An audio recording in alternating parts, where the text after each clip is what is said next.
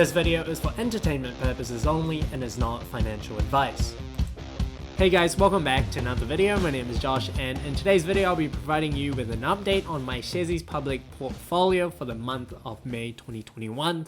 So this month was quite a busy month for me because I did buy a new stock on the ASX for the portfolio, and I also did sell down one stock that I have completely in this portfolio as well. So I'll be showing you my positions, some of the moves that I've made, and also the allocations, how it compares to month on month in today's video. If you enjoyed today's video, be sure to hit like and subscribe, but with no time wasted, let's get right into the portfolio. So here's my Sharesies account. Currently I have $13,823.51 invested in the portfolio, and the portfolio returns are 16.4% or $3,146.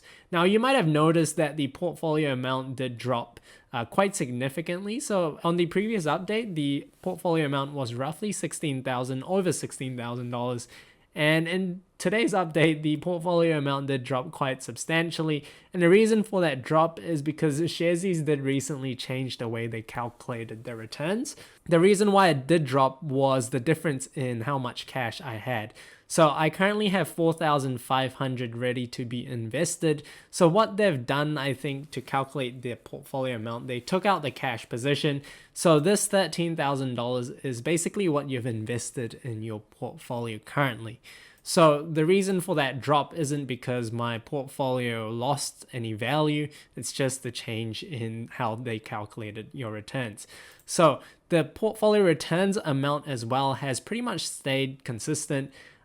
Before the drop, my gains were roughly $2,700, and now it's about $3,100. But the percent returns did change because previously I was showing around a 20% return, but now it's showing 16.48% returns. So if I add the total amount invested as well as the cash position that I have in this account, the total portfolio amount is roughly $18,300. So now let's take a look at the investments that I have in the portfolio. Currently, I do have shares in Allocation Property, Auckland International Airport, Heartland Group Holdings, Infratil, Kogan.com Limited, which is the new position that I have added into the portfolio, and I've talked about this stock on the channel in my previous video, so you can check them out over here.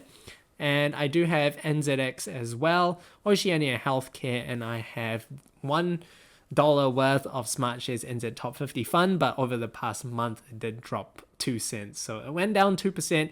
Currently the total returns are 16.88%, which is pretty close to what my portfolio has returned. So now let's take a look at my spreadsheet, which shows us how the allocations in terms of the stocks have moved month on month. So here's the spreadsheet as at the 31st of May 2021. I've added in a new line over here for my cash position, just because Sharesies has changed how they calculated the amount invested in the portfolio. So just to avoid all doubt, I have added in a cash position over here. So roughly cash makes up 25% of the portfolio, and that's down 11.3% on the prior month. So as you remember, last month I did sell down all the ETF positions that I had in the portfolio, just because Sharesies has started charging you fees for buying and selling ETFs. So I made sure I sold down all my ETFs, and that landed me with a pretty large cash balance of 36.2%.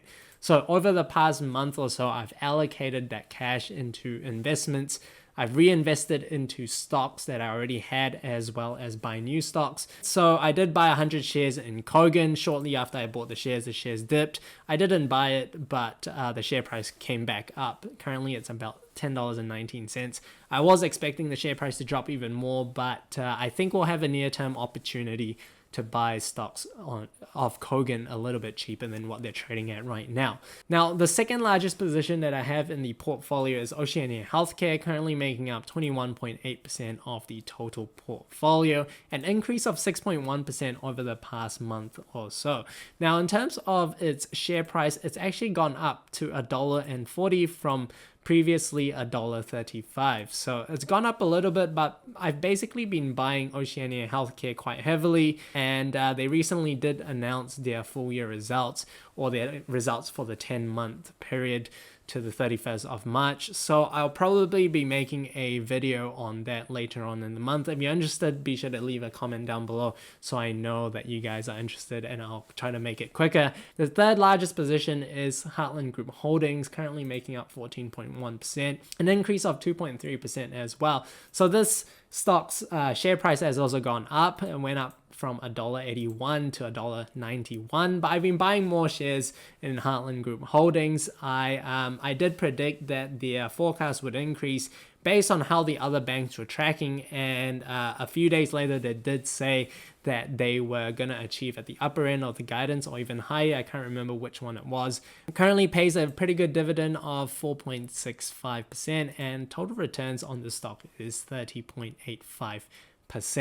Now, the fourth largest position in this portfolio is Infratil, making up 11.3%. I've also topped up quite significantly in Infratil as well, an increase of 3.7%. Its share price has actually done quite well. It increased from $7.14 to $7.64. Overall, Infratil is a solid business. They also did report their earnings results. This company is a very well diversified company and actually does provide my portfolio with a nice level of diversification. Just because I did sell down my ETFs, now I do have less diversification in this portfolio. So a position in Infratil does give me a lot of exposure to different industries within the renewables infrastructure type industries. All right, so Infratil is a core holding in this portfolio. I do plan to increase this allocation in Infratil as well. Another infrastructure asset that I have is Auckland International Airport. In terms of its change, it isn't as much as the other stocks, but I did utilize my cash to buy this stock on the dip as well. So this stock did drop quite significantly in the month of May. So last month it was $7.59. It did drop down to as low as $7, I believe, this month, but then rebounded to $7.33 per share. They don't currently pay a dividend right now, but I'm expecting that they will recommence a dividend policy as soon as border reopens and they start to get their earnings back on track. Now, in terms of the remaining positions, not much change has happened. NZX Limited allocation is down slightly 1%, and Argosy is flat, and my new stock is Kogan, stock ticker KGN ASX. So I've added in a new column over here, currency, to show that this is in Aussie dollars, and market value is calculated based on the spot rate that Sharesies has at the moment. Now, the position that I did sell out of was Mainfreight. So it was 6.7% of the portfolio in the previous update. Now it sits at 0% because I completely sold down all of its shares. Now, I did sell down Mainfreight at an average price of roughly $72.19 per share. So I've booked in quite a decent gain on my investment in Mainfreight. The gain was roughly 37%. Now, the reason why I did sell down on Mainfreight was because I thought its valuation got way ahead of where the company is actually tracking at the moment. Now, if you look at their share price over the past 5 years, it's gone up roughly 338% over that period. Over the past year, the share price has gone up roughly 90%, albeit it is from a lower base due to the pandemic. This type of share price gain over such a long period of time isn't usually because the shares did increase their earnings per share by 338% over that same period. It is usually accompanied by some sort of multiple expansion. So basically, the PE ratio for this stock has gone up, and that as a result has caused its share price to go up. So there's two ways a share price goes up. One is earnings multiple expansion, so how much people are willing to pay for that company, and the second one is actually earnings per share growth, how much the company actually managed to increase their earnings on a per share basis. So another way that you can look at the valuation of a company is to look at its earnings yield. So to calculate its earnings yield, what you do is you take the inverse of the PE ratio. So over here, what I'm going to do is I'm going to take 1 divided by 40.62, and this gives me roughly 0.0246 or 2.5%.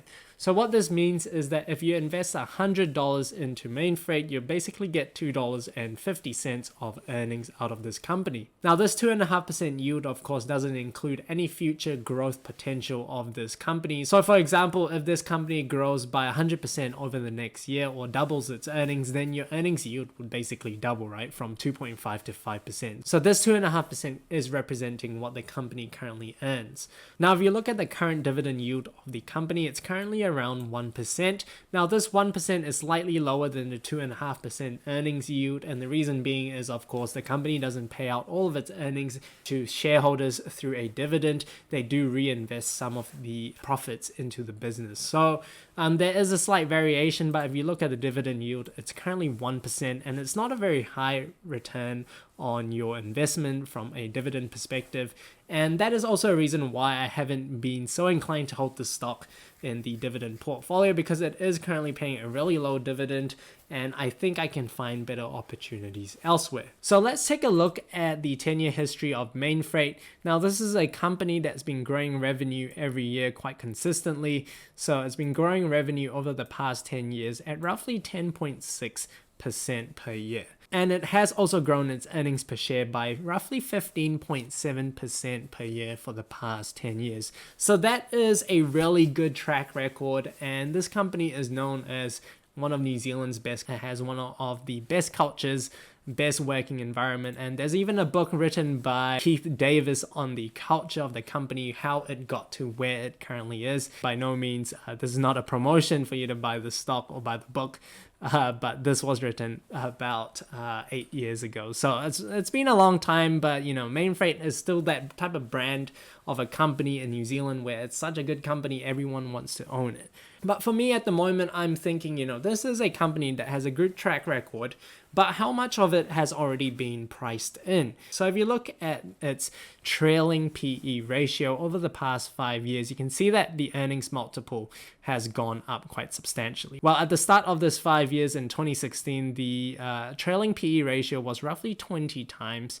And at the moment, we're currently sitting at roughly 40 times. So the PE ratio has basically doubled. So the way you can think about it is that the share price has gone up 338% over the past 5 years, but half of it was actually due to its PE multiple expansion. Basically, people are willing to pay double for the company. So that's the reason why I did sell down Mainfreight. I think this is a solid company with a great management team, one of the best in New Zealand, but I think its valuation got too ahead of itself. People are paying double what they were paying 5 years ago.